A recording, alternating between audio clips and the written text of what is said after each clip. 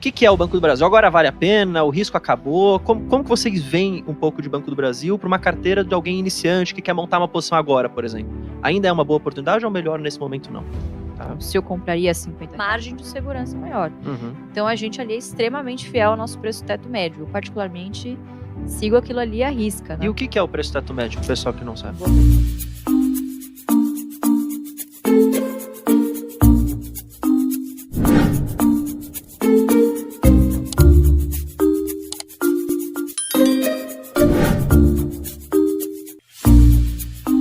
pessoal tá pedindo muito para vocês comentarem um pouquinho sobre o Banco do Brasil.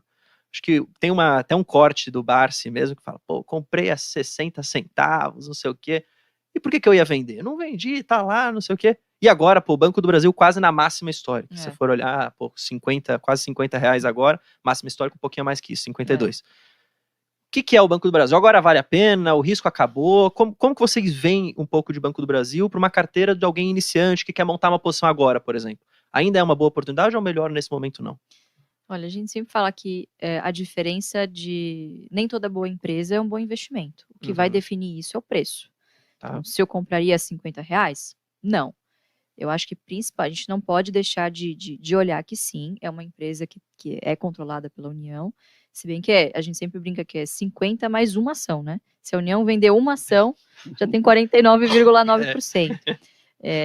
E é uma instituição que ao longo dos últimos anos, eu acho que talvez as estatais tenha aprendido mais com os erros, né? E blindado as suas estruturas de governança, né, na medida do possível. Então, acho que tem essa primeira vantagem. Segundo, né, em relação a isso, se você for parar para pensar, não é interessante para o governo causar muito ali, né? Vamos comparar com Petrobras, em que qualquer mudança ali mexe no bolso do brasileiro, mexe em inflação, é extremamente midiático. Mais então, populista, ali, né? Exatamente, Totalmente. muito mais populista.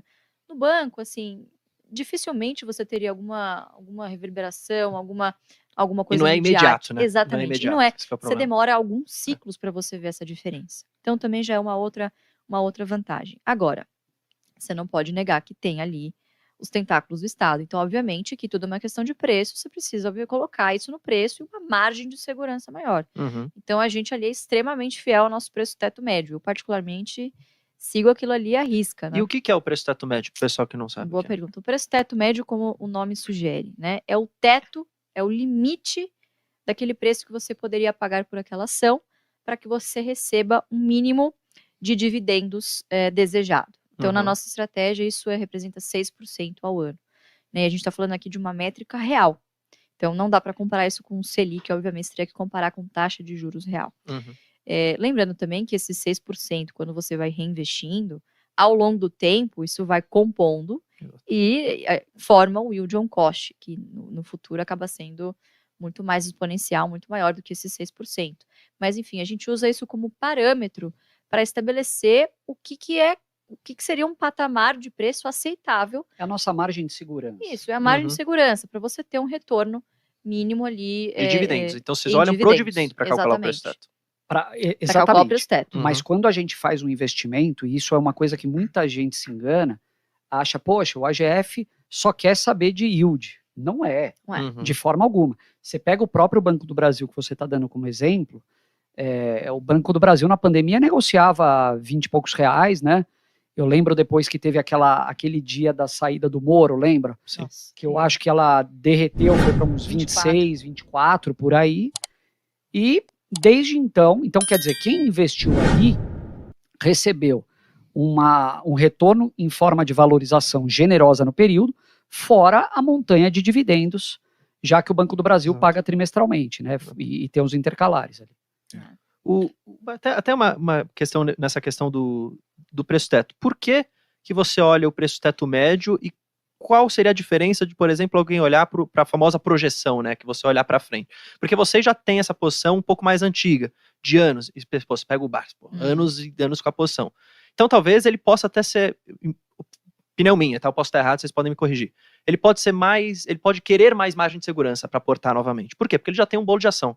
Então ele já está conseguindo fazer a bola de neve dele girar, já está vendo o dividendo. Mas e alguém que está começando agora? Como que ele pode olhar isso para tentar... Porque às vezes olhar para o preço teto médio vai te dar pouca margem de segurança, ou nem margem de segurança precisa aportar. Daria para fazer uma projeção e você olhar para um preço teto daqui a 3 anos, daqui a 5 anos? Existe essa forma ou não? Na verdade, eu acho que é o contrário, né? O preço teto médio, ele acaba sendo mais conservador. Você tem ali a certeza do que já foi pago, né? Isso. É o histórico. Isso aí. Então, você está olhando ali na visão do binóculo. Que é o que já aconteceu. Exatamente. Isso. Então, você tem ali uma segurança do número que você está olhando. Quando você olha o projetivo, e a gente também olha para isso, você está tendo uma visão de curto prazo. Né? Então, acaba sendo meio que um critério de desempate. Entendi. Quando o médio acaba estando distorcido por algum outro motivo. Então, sei lá, bancos durante a pandemia, por exemplo, por força de regra do Banco Central, só puderam distribuir até no máximo 25% dos lucros. Isso, obviamente, levou a média, o preço teto médio, lá para baixo. Então, quem olhava até o ano passado, essa média estava muito contaminada, né? Estava excessivamente conservadora e você não compraria nada. Só que era óbvio que era uma oportunidade. Como que você via isso? Poxa, você fazia o desempate olhando para as projeções dos próximos anos. Então, faz sentido porque existe uma tendência aqui, que provavelmente vai se confirmar, de normalização desses dividendos. Né? Então, acho que o projetivo ele é muito mais para você ter o faro se esse médio está contaminado por algum viés, alguma coisa do tipo. Né? Lembrando que na plataforma, no AGF+, a gente tem os dois, né? Todas as empresas, obviamente, que tem cobertura de analista, a gente consegue fazer o projetivo. E muitas empresas, a gente teria, por exemplo, casos que a gente tem o projetivo, mas não tem o médio. Um IPO. Não tem histórico, né? Você consegue ter uma visão, por exemplo, uma Caixa Seguridade. Você consegue ter uma visão projetiva, mas você não tem o histórico. Você pega uma empresa em turnaround, por exemplo, que está terminando o turnaround e está voltando a pagar dividendo. O teu histórico vai estar prejudicado, porque ela teve um saneamento financeiro ali e voltou a pagar dividendo. Você pega a Petrobras, por exemplo, que passou vários anos ali depois da Lava Jato sem pagar dividendo, o histórico médio ficou completamente comprometido. Então, vocês não acham que nesse cenário, por exemplo, se alguém só olhar o preço teto médio, por exemplo, de Klabin, não pode olhar e falar assim, pô, eu não vou comprar? Não, mas eu vou te dar um exemplo, até pegando o Banco do Brasil, posso usar de Klabin depois para você.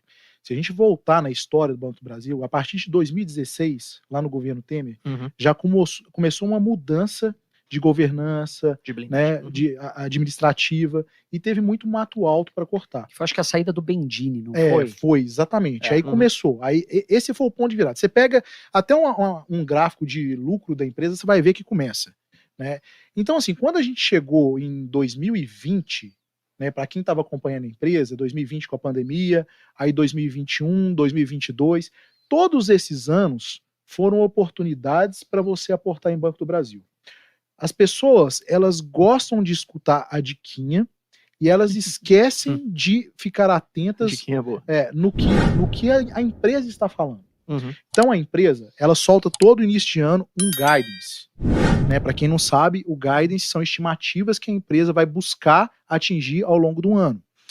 E o banco, ela soltou, se não me falha a memória, em 2021 um guidance, no começo do ano, falando, ó, nós teremos tanto de lucro, né? Nós teremos um payout de tanto, eles colocam um range, então eu tenho um mínimo de tanto, um máximo de tanto, né? De lucro, o payout vai ser de tanto. Se você fizer uma conta de padeiro ali, né? Se pegar e trazer isso uma média aritmética, e você pega lá o valor do lucro, qual que é o payout deles, multiplica por 40%, divide pelo número de ações que eles têm em circulação, você tem ali a projeção na sua cara do dividendo por ação. Qual é o dividendo por ação? O mínimo máximo do ano. Você sabe quanto a empresa tem de estimativa para pagar dividendo.